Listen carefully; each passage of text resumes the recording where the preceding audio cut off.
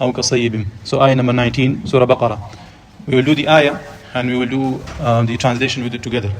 So, أو كصيب من السماء. So this is another example of those people who stands up against the Quran. Previous one was those whom they were completely blind to it, became deaf, dumb, and so this was example of kuffar, the ulama say, the previous one.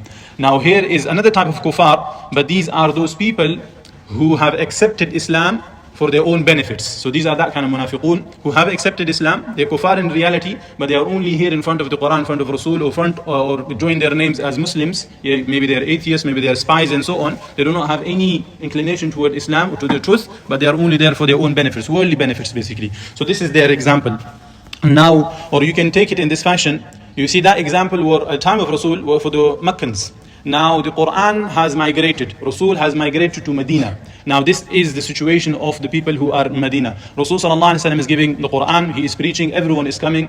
There could be any munafiqun or Yahud and so on. They're all coming and listening to it.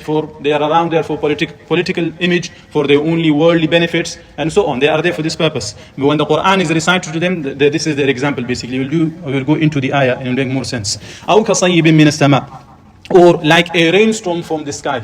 So they say this is the rain, and they give tashbih with it with the Quran. This Quran is coming down. The Quran is being presented, and they say it's coming from the sky. So basically, how the Quran came from the sky, similarly the rain comes from the sky. So this is the tashbih given with that. And also one point that we need to remember, when we say sama in here, it means everything that is above. It does not mean the sky is talking about. It's talking about everything that is above. That, like ulama say, that as-sama'u kullu ma alaka fa'adallak.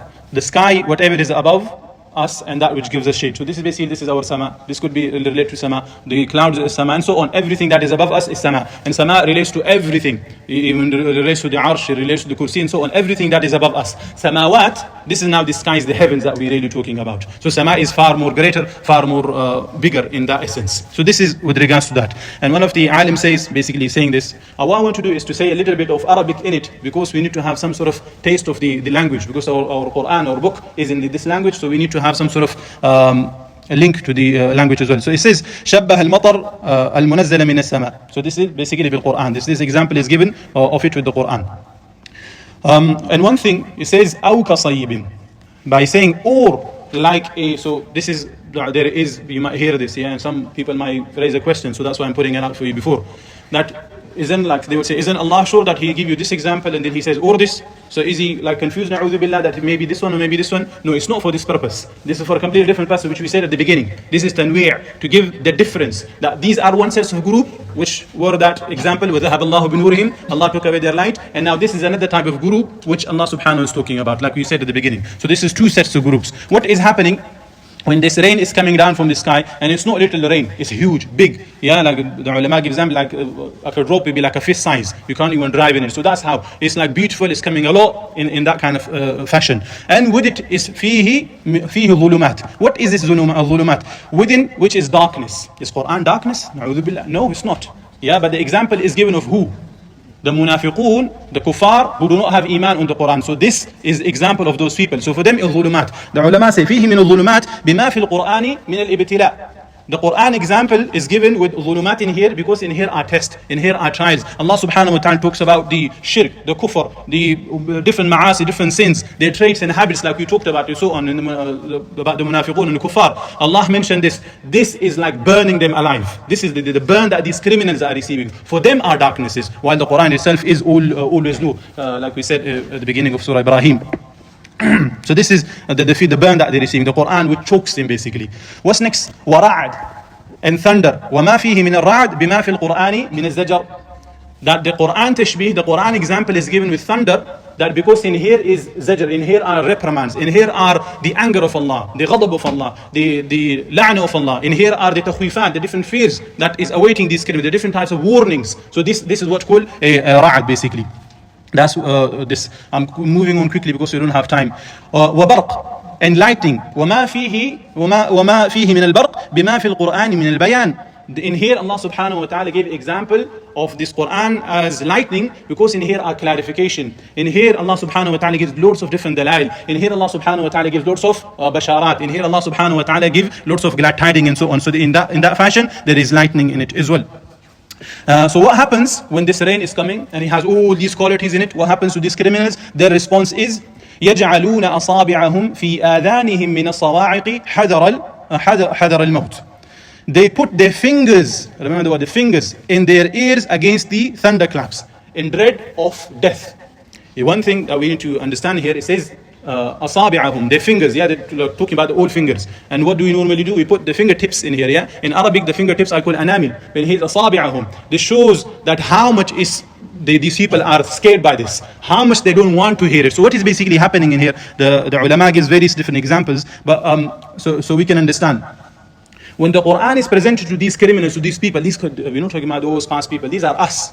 Yeah? When Quran is presented to us, maybe it is against our madhab, maybe it is against the group that we're following, but it is Quran is saying one thing and our people are saying another thing. We don't want to hear it. We just want to change the subject. So this is basically that response that we're giving to the Quran. We are not ready to hold on to the Quran, whatever the Quran is saying, but you just want to stay with our own desires, our own ways basically. But they are more scared that they will get doubtful about their own ways, because Quran is saying one thing and their books are saying another thing, or the madhab is saying something different. So they are scared, they don't want to stand in front of the Quran, they don't want to understand the Quran. Maybe it will put doubts in their heart and they will forget what their previous people were doing, what their elders were doing. They might get doubtful about that, so they don't want to hear it. They just want to change the subject. They don't want to understand the Quran. Or Quran is only for recitation. You just do that and that's it, you don't deal. Let us stick with our ways basically. This is basically putting fingers in their ears. They don't want to hear it. They don't want to do anything with the Quran. And now in Arabic, وما فيه من الصواعق بما في القرآن من وعيد الآجل.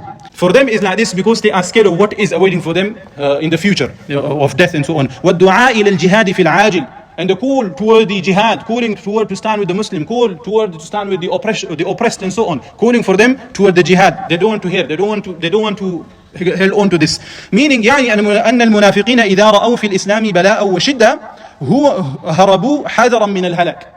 When in Islam these munafiqun see something which is tough, in something where they're going to be tested properly, they run away from it. They are scared to death because of it. So this is the situation. What Allah subhanahu wa ta'ala responds beautifully.